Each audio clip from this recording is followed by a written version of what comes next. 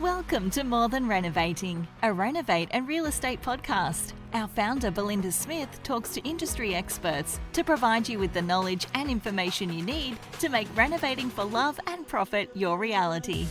Belinda will also chat to some of her Renovation Mastery members, who are just everyday people doing extraordinary things, following their passions in the renovation and property space. So, let's jump straight into the episode. Enjoy. Yeah, hi everyone. I am Belinda Smith from Renovate and Real Estate, for those who don't know me already. And I thought I would share my feelings today on new cars. All right, so on the cars that we drive. I drive a car that is 22 years old and has done 218,000 kilometers, and I don't care. So I announced that at our workshop a couple of months ago, and I challenged everybody in the room to put their hand up if they actually drove a car that was older than mine. And one lady's hand went up. Her name was Penny. God bless you, Penny. We live quite close to each other, and I said that one day we'll park next to each other in the Cronulla car park and go to the beach. So there you go. Only Penny in the room out of 150 people drove a car that is older than mine. And I said, I don't care that I drive an old car. And you know, she didn't care either. And I really love that about Penny. So it's just so interesting, our public perception of what we must have to be considered normal in today's world. So in short, this little episode was really triggered by a lady called Carolyn, and Carolyn has been following along for a while, and she's always sick of like really stretching it from week to week just to make it, just to pay her mortgage. She owns a house but has a mortgage on it. So who owns the house? She owns some of it, the bank owns the rest. She has a husband and some kids. So Carolyn's just like most people I speak to. And yes, she's not broke, but she's just really living from paycheck to paycheck and really quite frustrated about that, about her living standards, and about feeling like she's never quite got enough, and that if something crucial or urgent came up, she wouldn't be able to meet the bills, and or she'd love a really nice, good quality holiday and can't afford to do that either. So she's just kind of working to keep on top of things. But here's what I discovered about Carolyn, and this is common. So she's sick of living paycheck to paycheck. She has choice. She's looking at doing renovating, flipping for profit. She has a good job. She has a house. So to everyone in the outside world, Carolyn and her kids and her hubby, they all look like they're doing mighty fine. To everyone in the outside world looking at me driving my 22-year-old car, they might be thinking, oh, I wonder has Belinda got any money? I actually don't care what they think. I let that go a long time ago. I actually don't care what people think. And I find when I meet some really cool property developers and others that have got some money, they also don't care what people think. It's really interesting. So I've found also some people really love to impress and flash their cash in the way of a car that they may or may not be able to afford. And, you know, maybe they've got a loan on that car, maybe they don't even own it, maybe their business is not going so well, but they're really happy so long as everybody in the world around them thinks that they are doing well. Whereas I actually don't care what people think about my financial position. And in fact, it's no one's business. But anyway, here's Carolyn. Good job, nice kids.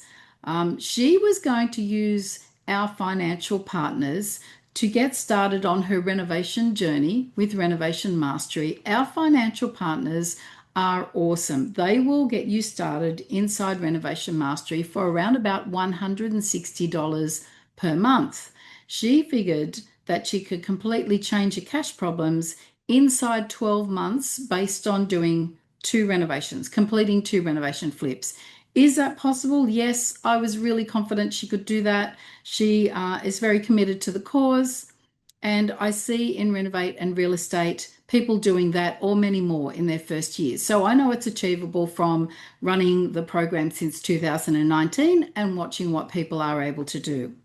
So I got really excited for Carolyn. And then she said, Oh, I actually can't go through with the finance, getting the finance option, because my husband is really committed to replacing a car that he wants with a car, the same brand car that he's had for 14 years. And so they've upsold him, the local car sales yard have upsold him into a new car. Same brand, you know what I mean? I won't say what it is because I'll be giving this away for her. If she's reading it, I don't want her or her husband to be offended.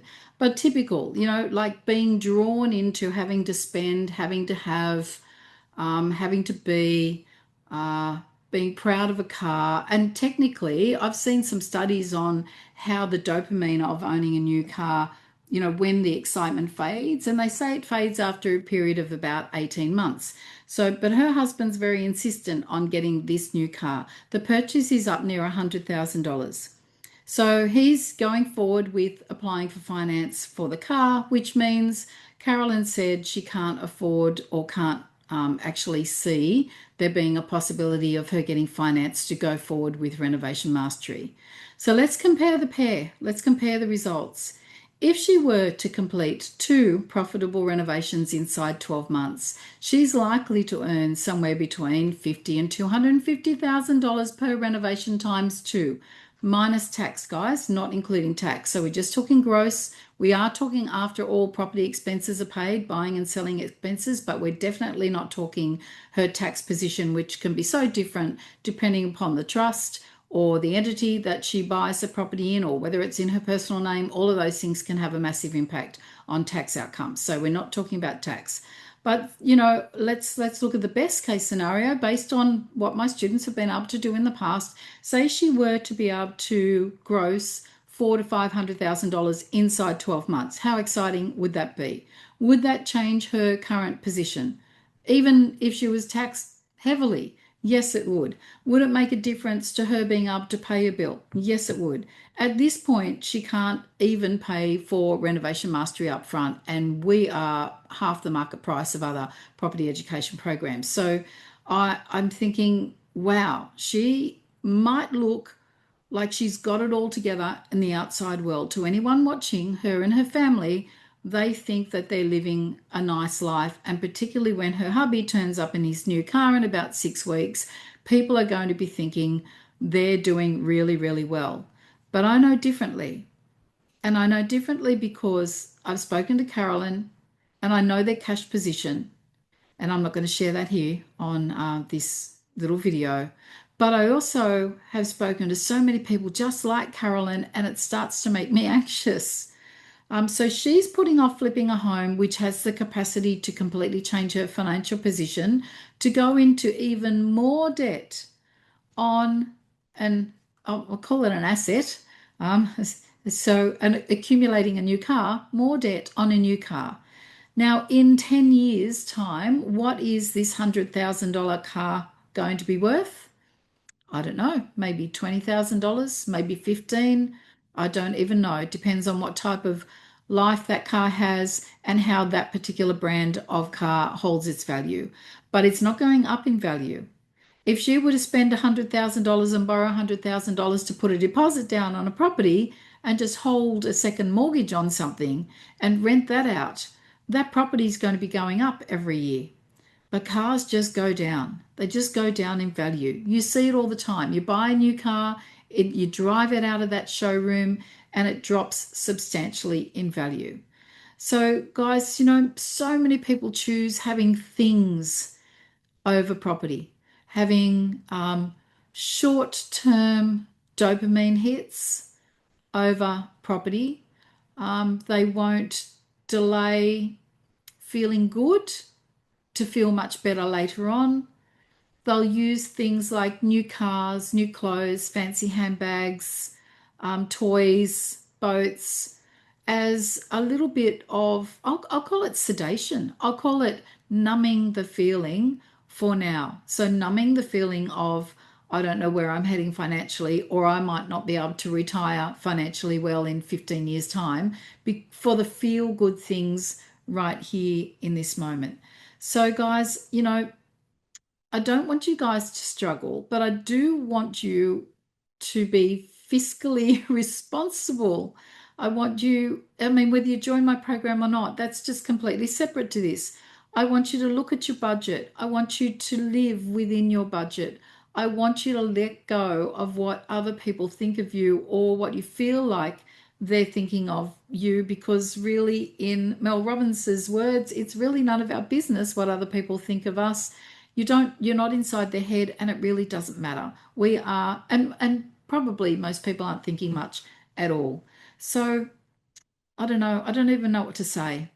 But it just made me sad because I thought, all right, Carolyn's leading the charge for her family, and she's really keen to get going and to change things so that their bigger picture looks bigger and brighter.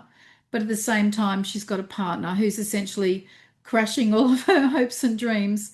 And she's really hoping that she can have both. And I hope she can have both too. So um, apparently, hubby's going to buy this car no matter what. So won't he, he won't be listening to this video, nor will he care what Belinda Smith has to say.